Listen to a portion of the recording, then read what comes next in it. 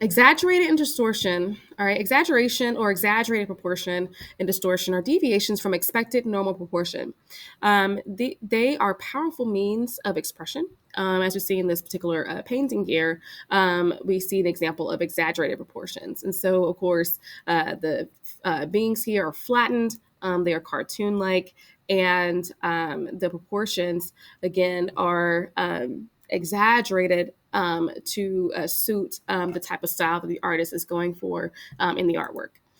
Foreshortening is a certain type of exaggerated proportion. It is to shorten an object and to make it look as if it extends backwards into space.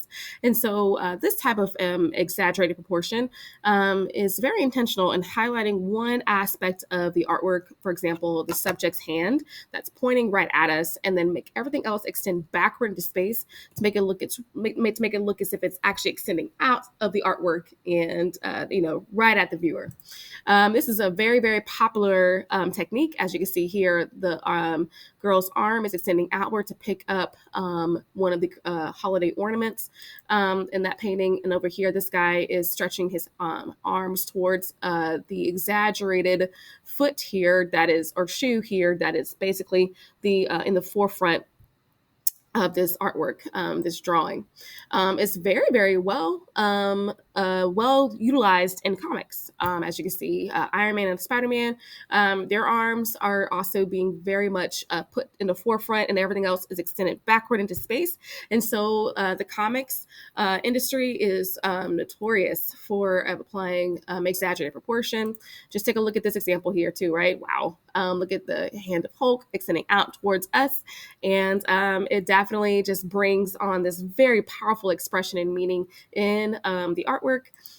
Same thing with this depiction of Superman as he is taking flight, flying towards us, and so of course it evokes a heavy expression and meaning and illustration, which is perfect for the comic industry as well as the anime industry. Of course, this take on Vegeta, and then it's just throughout anime comics you'll see examples of foreshortening.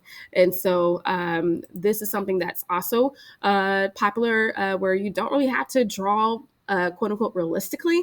It's really just a form of expressive drawing. So it can look realistic or it can look cartoonistic, and it can be very fun and jovial, or of course, be very expressionate in the comic world. And so I hope this helps. And as you can see here, another example of foreshortening too as well. All right. Thank you so much for watching, and I hope this helps.